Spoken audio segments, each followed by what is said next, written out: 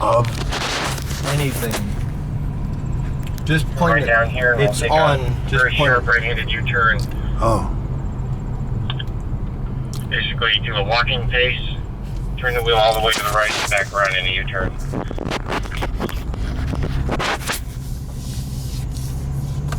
Point it up there, whatever it should be on. Was this taking a movie? Yes. All right. Where we are right now is the starting gate. I'm going to come back to actually start in just a moment. This is where you'll be parked and ready to go on my call. For now, however, let's just go ahead and pull out and we'll do another lead and follow of the whole lap so you get a sense of what it looks like. So when I ask you to go, you'll accelerate briskly.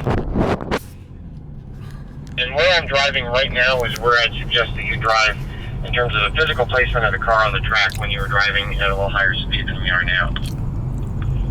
The first thing you have is a handling slalom, which we enter from this left-hand side, and then it's just a quick succession of turning through this array of cones that are offset.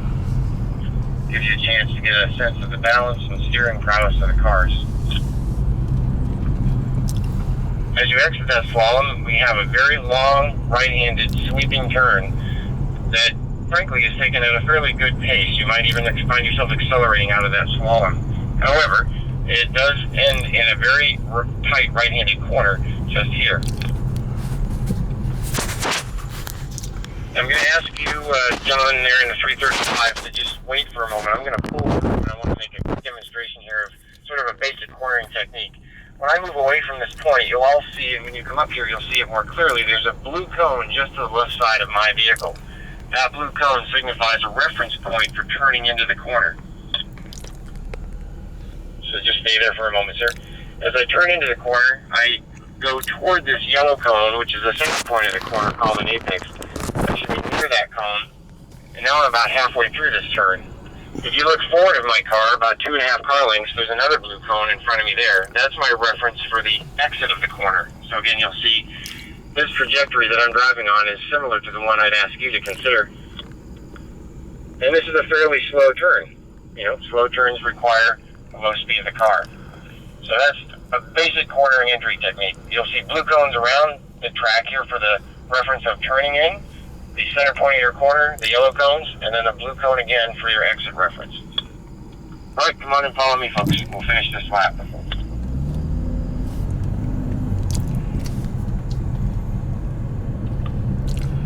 You can see as you come through the exit of that particular corner, now the track rises slightly uphill. And you'll notice that I'm now on the right side of the track. This is a one-way course. There's no oncoming traffic, so we have access to the entire width of the pavement. You notice there's a yellow cone, and now right by me in the grass here is a blue cone. And I'm turning now down to the inside left to follow the course. And we have cones to guide us through this little chicane, as we call it. And then even though the road is sort of twisting and turning just here, you'll notice I'm sort of trying to cut through these turns and make it as straight a line as possible. Efficiency of motion here. And then as I approach this blue cone right in front of my car, I look to the right. Is there sound on this too? Yes. Go one more lap, folks. With an apex cone or center point of this corner How much way is over cost? here where I am now. That $200 corner bucks. requires some patience. And you'll notice how the car, I allow it to move toward the left side of the track, and here we are again at the beginning of the slalom. So do one more lap, and then I'll park my car, and we'll get you set to do some driving of your own. We're going to have each driver do a few laps, come in and do a driver change, have the second driver do a few laps, and then by that time we'll be near the end of our period, and we'll move on to the next activity. So again, try to pay attention to where we're driving right now at these lower speeds. You'll get a sense of where you should be driving when you drive in just a moment at a little bit higher rate of speed. Yeah, as I'm sure you may have heard Donnie say in the classroom, and if not, I'll say it now. Please drive to your comfort level, but also realize that this is an opportunity for you to exercise the car a little bit. So don't be shy with the throttle pedal where you have a nice straight line, but also don't be shy with the brake pedal. The brake systems on these cars work quite well. All right, so we're all going to pull off now and line up at the starting gate.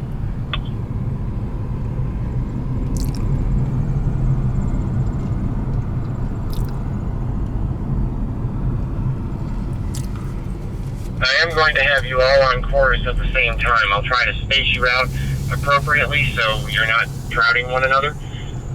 If that becomes an issue, I'll just try and manage that by talking to you on the radio to either slow down or stop. But I don't anticipate that's going to be a big issue in the short time we have and the amount of vehicles we have.